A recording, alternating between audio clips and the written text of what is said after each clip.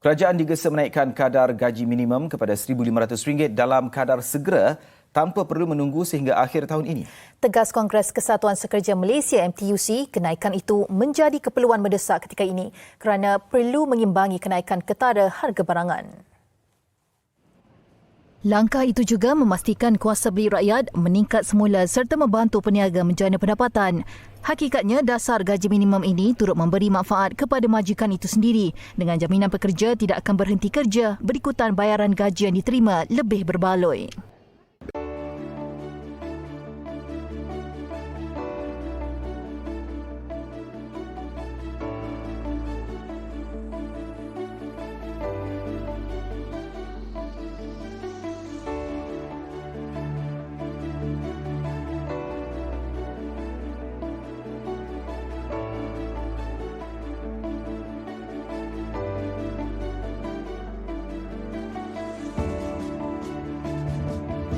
Pengumuman yang telah dibuat oleh mantan Perdana Menteri Malaysia kita pada 2022 yang lalu ketika beruncapi Perhimpunan Agung UMNO di Pusat Perdagangan Dunia Putra WTC yang menyatakan bahawa pekerja di seluruh Malaysia akan menikmati penetapan kadar gaji minimum yang baru pada nilai RM1,500 mulai 1 Mei 2022. Maka webinar ini dilaksanakan adalah untuk membuat perkongsian pandangan dan juga perbincangan daripada keputusan yang telah dibuat oleh mantan Perdana Menteri dan bagaimana kenaikan gaji minimum ini dapat membantu pekerja menghadapi pasca pandemik dan inflasi yang semakin meningkat pada hari ini. Dan penglibatan webinar ini juga akan melibatkan beberapa orang pelajar daripada Universiti Utara Malaysia dalam kalangan pekerja secara sepenuh masa serta moderator dalam kalangan pelajar khusus SCCA 2073 iaitu Perhubungan Awam. Beberapa objektif utama webinar telah diketengahkan, khususnya yang pertama adalah untuk meningkatkan kesedaran majikan, pekerja dan seluruh pihak mengenai pelaksanaan gaji minima ini setelah diumumkan oleh mantan Perdana Menteri Malaysia yang lalu. Yang kedua adalah untuk membincangkan strategi dan kaedah yang berkesan bagi merealisasikan pelaksanaan gaji minima ini kepada seluruh pekerja yang terlibat.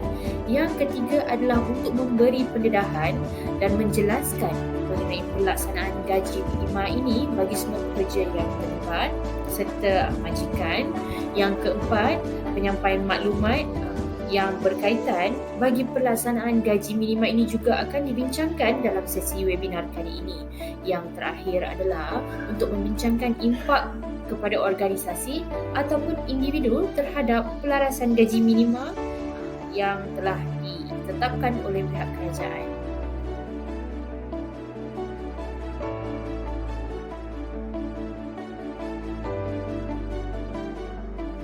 Berikut merupakan tindakan ataupun gerak kerja yang telah dirancang oleh ahli kumpulan bagi melaksanakan ataupun merealisasikan kelancaran program webinar yang akan diadakan pada hari dan tarikh yang telah ditetapkan.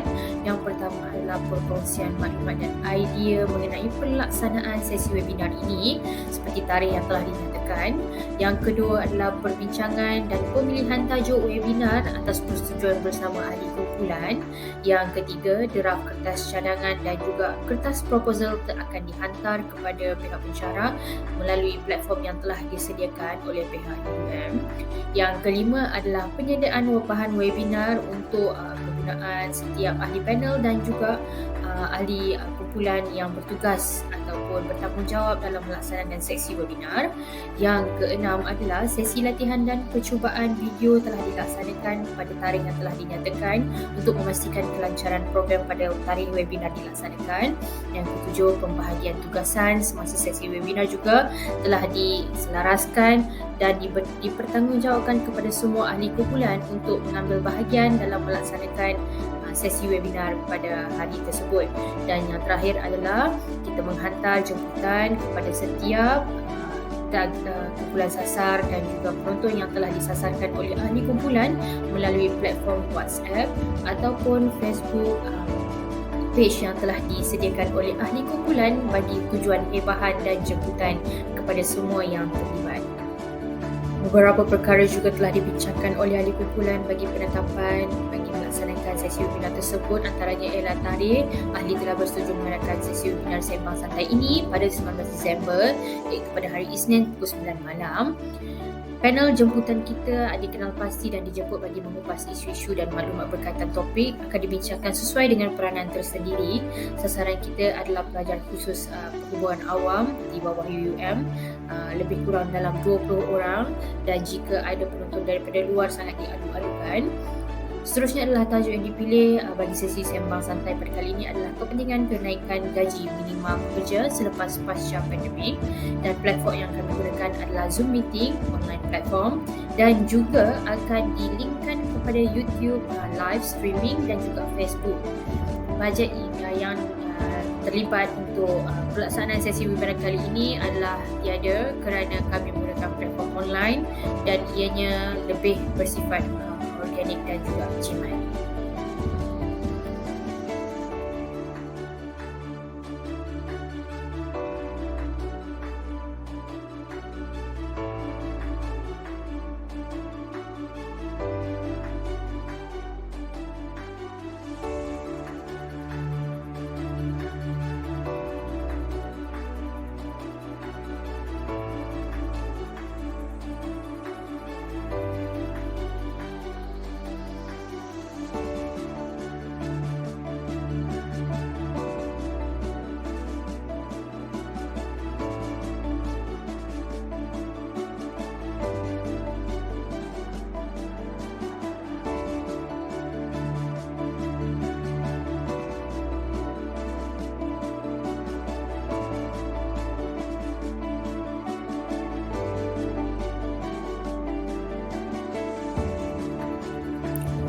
Okey, saya akan memperkenalkan puan moderator kita yang bernama Puan Junaidah Kamarudin. Dia merupakan wakil pelajar UUM dan juga usahawan Putra Malaysia. Seterusnya, panel kita yang pertama iaitu Puan Icha Puspasari. Beliau merupakan wakil QPEX, bekerja sebagai pengurus perhubungan awam QPEX selama 10 tahun. Sangat berpengalaman dalam bidang komunikasi korporat. Panel yang seterusnya ialah Encik Syarul Nizam. Beliau merupakan panel wakil majikan. Nama penuh beliau ialah Syarul Nizam bin Ahmad Daud. Merupakan pengurus di kilang Panasonic dan telah berkhidmat selama hampir 10 tahun. Panel kita yang keempat merupakan ahli politik. Nama beliau ialah Encik Muhammad Razif bin Ahmad. Beliau berkhidmat sebagai wakil politik Dun Pandan dan telah berkhidmat selama 12 tahun.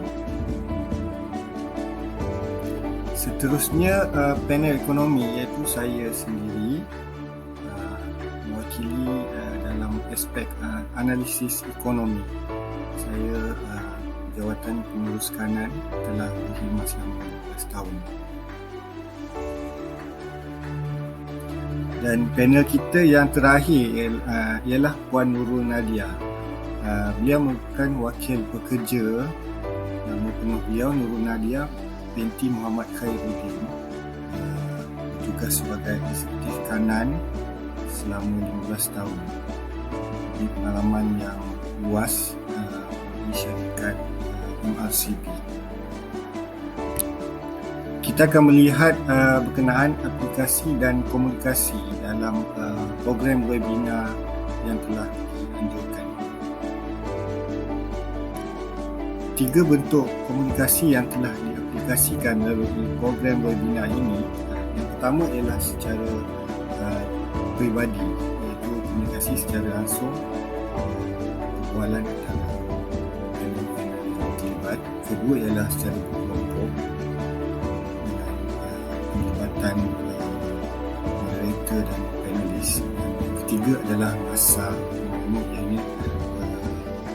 mengikuti soalan-soalan daripada pihak audien. Okey, seterusnya platform media massa yang telah kita gunakan dalam program yang dianjurkan. Yang pertama ialah Zoom meeting. Kita telah memanfaatkan teknologi ICT yang terkini. Kedua ialah melalui Facebook live streaming yang telah dianjurkan, ditonjolkan di dalam Facebook.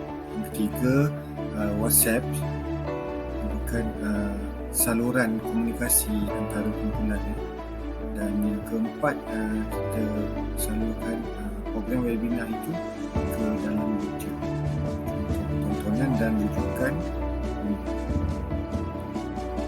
Berikut merupakan tindakan atau gerak kerja semasa dan selepas program. Yang pertama ialah hebahan promosi webinar tersebut. Kedua, persediaan ahli panel dan moderator. Ketiga, ahli teknikal bersedia dengan urusan persiapan platform. Dan kemudian selepas program selesai, kita membuat perbincangan iaitu postmortem selepas webinar tersebut. Dan seterusnya, proses penyediaan laporan akhir dan video pembentangan sedang disaksikan. Okey, berikut merupakan screenshot semasa program yang dilaksanakan. Okay, ini adalah ahli kumpulan sewaktu sembang santai sedang berlangsung. Okay, ini pula adalah urusan atau proses penyediaan platform di Facebook untuk sesi live streaming, sesi webinar tersebut. Dan ini adalah paparan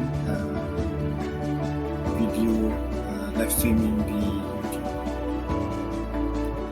Okey, baiklah, marilah kita sama-sama saksikan beberapa ketikan video yang telah kami rakamkan sepanjang sesi webinar dilaksanakan tempoh hari. Bismillahirrahmanirrahim. Sayang kumbang mencari makan, terbang seiring di tepi kadi. Selamat datang semua penonton, mengharapkan kenaikan peningkatan gaji.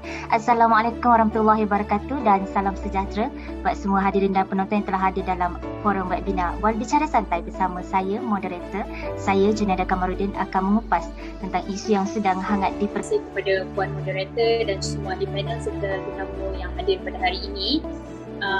Okey, kita bercakap tentang QPAX. Dari sudut QPAX itu sendiri, bagaimana pelaksanaan gaji minima ini kan, Puan Moderator, kita rasa sangat wajar sebenarnya dan munasabah. Kerana Februari tahun ini, Presiden NTUC Datuk Abdul Halim Mansur berkata, majikan di Malaysia paling ke depan. Mereka hanya membelanjakan 25% dari KDNK negara untuk gaji pekerja. Bermakna dalam RM100, RM25 pergi ke akaun pekerja yang mewakili 16 juta rakyat Malaysia. Nisbah ni terlalu rendah. Ahli politik, kami memandang dua sudut, iaitu dari segi rakyat dan juga daripada segi industri itu sendiri. Pertamanya kita tengok, gaji minimum ini mula diperkenalkan ialah pada tahun 2008 dan kemudian direvise balik pada tahun 2022, di mana gapnya lebih daripada 10. Sudah dari masa punca usahawan-usahawan kecil, jadi dan tidak terlepas juga penghilang-penghilang yang besar-besar pun actually keuntungan, sesungguhnya keuntungan syarikat sudah tentunya akan menguntung. Jadi risiko bagi saya, walaupun penghilang kecil ataupun usahawan-usahawan besar, jadi risiko itu tugas tu, gaji tu adalah penting, iaitu ganjaran lah. Jadi sebelum tu kita perlu faham apa tu gaji. Gaji ni sebenarnya adalah nilai satu kerja, sumbangan peribadi yang kita bagi dalam bentuk prestasi kerja. Jadi kenapa perlunya gaji pekerja ini dinaikkan? So yang lebih utama adalah yang pasti meredakan kesengsaraan lah yang ditanggung oleh pekerja yang bergaji rendah. Ini belum lagi dengan saya ingin bertanyakan, apakah strategi dan kaedah berkesan untuk memastikan hak asasi majikan dan pekerja adalah adil dan saksama? Assalamualaikum. Saya nak tanyakan soalan. Okey, soalan saya, bagaimana jangkaan tuan terhadap pelarasan gaji minimum di Malaysia pada masa akan datang? Mampukah Malaysia mencapai paras gaji tertinggi mengikut kemajuan ekonomi global yang semakin membangun? Terdapat beberapa permasalahan yang berlaku sewaktu program dijalankan. Antaranya ialah gangguan terhadap capaian internet. Seterusnya masalah teknikal bagi urusan penetapan platform, dan ianya membawa kepada kelewatan waktu webinar itu bermula.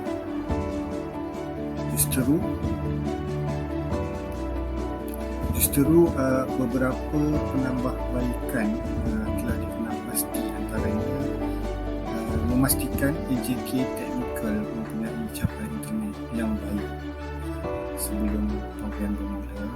Kedua ialah membuat persiapan awal, memastikan segala keperluan program disediakan dengan sempurna.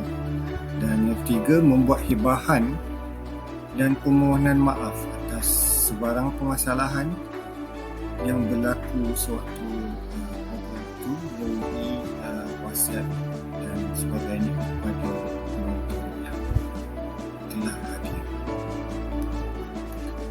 Saya rumuskan secara keseluruhannya, program ini dapat dijayakan mengikut rancangan dan penyertaan dan sambutan yang baik daripada pelajar-pelajar jarak jauh lulusan universiti antara Malaysia dan segelintir orang awam yang terdiri dari pelbagai latar belakang dan pendidikan. Sokongan yang baik dari pihak teknikal program yang terdiri daripada ahli kumpulan kami yang telah memberikan kelancaran sepanjang program dijalankan. Pihak penganjur pula terdiri daripada kumpulan kami berjaya berkomunikasi secara positif dengan semua wakil panel jemputan. Kempen kepentingan peningkatan gaji minima perlu dilaksanakan secara menyeluruh dengan dasar yang spesifik perlu diperhalusi dan dibentangkan kepada semua majikan.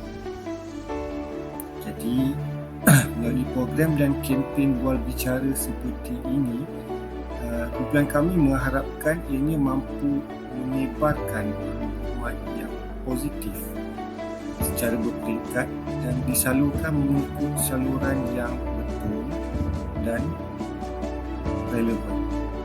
Apabila suara rakyat atau wakil kesatuan pekerja didengari oleh pihak majikan ataupun kerajaan, kita mengharapkan satu solusi yang mampu memberi nafas baru kepada semua pekerja. Sekian, terima kasih.